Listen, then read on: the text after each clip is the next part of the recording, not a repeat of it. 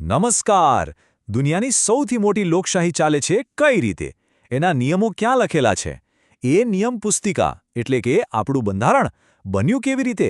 ચાલો આજે આપણે ભારતની બંધારણ સભાની રચનાની એ આખી રોમાંચક સફરને સમજીએ.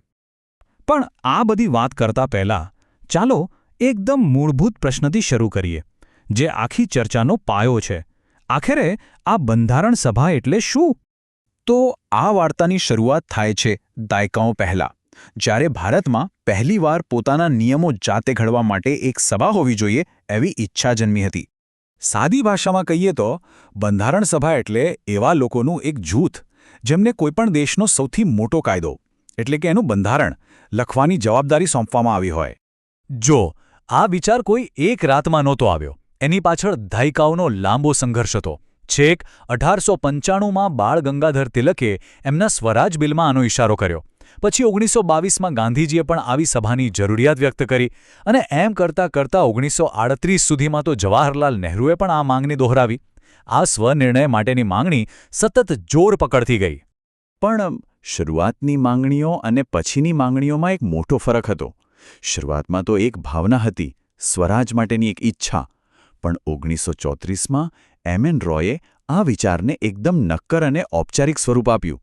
એમણે સ્પષ્ટપણે કહ્યું, આપણે ભારતીયો જ આપણું બંધારણ લખીશું અને એના માટે એક ખાસ સભા હોવી જોઈએ. આમ એક ગેમ ચેન્જર હતું. તો હવે આપણે એ સમયગાળામાં જઈએ જ્યારે બીજું વિશ્વયુદ્ધ ચાલી રહ્યું હતું. બ્રિટનને ભારતની મદદની સખત જરૂર પડી અને એટલે જ એમણે દરખાસ્તો મોકલવાનું શરૂ કર્યું. સાચું કહું તો બ્રિટન કંઈ અચાનક ઉદાર નહોતું બની ગયું. એમને બીજા વિશ્વયુદ્ધમાં ભારતીય સૈનિકોની તાત્કાલિક જરૂર હતી. અને આ જરૂરિયાતે જ ભારતીય નેતાઓના હાથમાં સોદાબાજી કરવાની એક જબરદસ્ત તાકાત મૂકી દીધી. બ્રિટને એક પછી એક 3 દરખાસ્તો મોકલી. 1940માં ઓગસ્ટ ઓફર, પછી 1942માં ક્રિપ્સ મિશન અને 1945માં વેવેલ યોજના. પણ આ બધામાં એક જ કોમન વાત હતી, જે પણ મળશે એ યુદ્ધ પછી મળશે. આવા અધૂરા વચનો ભારતીય નેતાઓને બિલકુલ મંજૂર નહોતા. એટલે જ 3 દરખાસ્તો ફગાવી દેવામાં આવી. ક્રિપ્સ મિશન વિશે ગાંધીજીએ જે કહ્યું એ તો બધું જ સ્પષ્ટ કરી દે છે.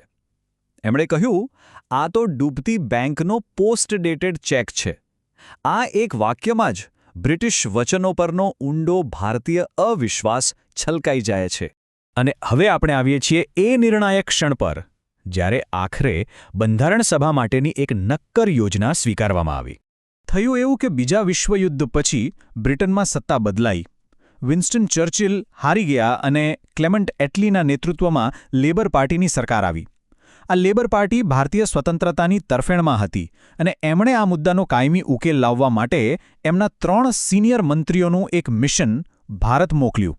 આ કેબિનેટ મિશને જે યોજના રજૂ કરી એમાં બંધારણ સભા માટે કુલ 389 બેઠકો નક્કી કરવામાં આવી. પણ આ 389 સભ્યો કોણ હશે અને એમની પસંદગી કેવી રીતે થશે? ચાલો જોઈએ. તો આ 389 બેઠકોને મુખ્યત્વે 2 ભાગમાં વહેંચવામાં આવી. 296 બેઠકો એવા પ્રાંતોમાંથી આવવાની હતી જ્યાં સીધું બ્રિટિશ શાસન હતું અને બાકીની 93 બેઠકો રાજા રજવાડા શાસિત વિસ્તારોમાંથી આવવાની હતી. હવે સભ્યોની પસંદગીની પ્રક્રિયા સીધી નહોતી, જરા સમજવા જેવી છે. એ સમયે ફક્ત 10% વસ્તીને જ, એ પણ શિક્ષણ અને સંપત્તિના આધારે, મત આપવાનો હક હતો. તો પહેલા લોકોએ પ્રાંતીય વિધાનસભાઓના સભ્યોને ચૂંટ્યા અને પછી આ ચૂંટાયેલા પ્રાંતીય નેતાઓએ બંધારણ સભાના 296 સભ્યોને ચૂંટ્યા. એટલે કે એક રીતે પરોક્ષ ચૂંટણી થઈ. જ્યારે દેશી રજવાડાની 93 બેઠકોનું શું? ત્યાંના શાસકો એટલે કે રાજાઓ પોતાના પ્રતિનિધિઓને સીધા જ મોકલવાના હતા. આમ આપણી બંધારણ સભા એકદમ અનોખું મિશ્રણ હતી. થોડી ચૂંટાયેલી અને થોડી નામાંકિત. ચૂંટણી સાર્વત્રિક નહોતી પણ પરોક્ષ હતી અને પ્રતિનિધિત્વનો આધાર વસ્તી હતો. લગભગ દર 10 લાખ લોકોએ એક બેઠક. પણ વાર્તામાં એક નાટકીય વળાંક આવ્યો. જે સમયે સભાની રચના થઈ એ જ સમયે દેશના ભાગલાનો પડછાયો ઘેરાઈ રહ્યો હતો. જુલાઈ-ઓગસ્ટ 1946માં ચૂંટણી થઈ અને એના પરિણામોએ રાજકીય સમીકરણો જ બદલી નાખ્યા. કોંગ્રેસને 296માંથી 208 બેઠકો પર જંગી બહુમતી મળી, જ્યારે મુસ્લિમ લીગને માત્ર 73 બેઠકો. આ પરિણામોથી સ્પષ્ટ થઈ ગયું કે એક અખંડ ભારતમાં મુસ્લિમ લીગનું રાજકીય ભવિષ્ય કદાચ મર્યાદિત રહેશે અને આ જ કારણે પાકિસ્તાનની માંગ વધુને વધુ પ્રબળ બની. અને આખરે એ દિવસ આવ્યો. માઉન્ટબેટન યોજનાએ ભારત અને પાકિસ્તાનના ભાગલા પર સત્તાવાર મોહર મારી દીધી. આનો સીધો મતલબ એ થયો કે જે બંધારણ સભા એક અખંડ ભારત માટે બની હતી, હવે એનું પણ વિભાજન કરવું પડશે. દેશના ભૌગોલિક ભાગલાની સાથે જ બંધારણ સભાનું પણ વિભાજન થયું.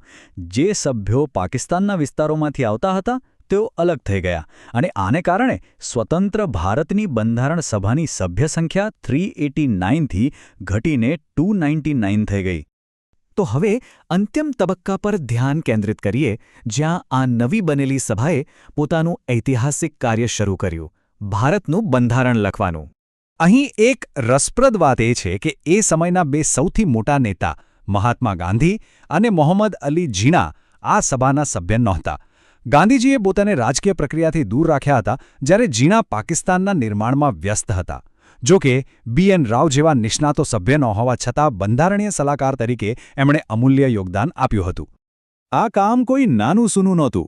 દુનિયાનું સૌથી મોટું લેખિત બંધારણ તૈયાર કરવામાં આપણી સભાને પૂરા 2 વર્ષ, 11 મહિના અને 18 દિવસ લાગ્યા. અને આ સમગ્ર ઐતિહાસિક પ્રક્રિયાનો કુલ ખર્ચ કેટલો થયો હશે? એ સમયે લગભગ 64 લાખ રૂપિયા. અંતે એક પ્રશ્ન વિચારવા જેવો છે. જે સંસ્થાએ ભારતનું બંધારણ ઘડ્યું તે લોકો દ્વારા સીધી રીતે નહોતી ચૂંટાઈ, છતાં એણે એક એવું બંધારણ આપ્યું જે આજે પણ દેશનો આધારસ્તંભ છે. તો આ હકીકત એના વારસાને વધુ મજબૂત બનાવે છે કે પછી એની લોકતાંત્રિક વિશ્વસનીયતા પર એક પ્રશ્ન ઊભો કરે છે? આના પર જરૂર વિચારજો.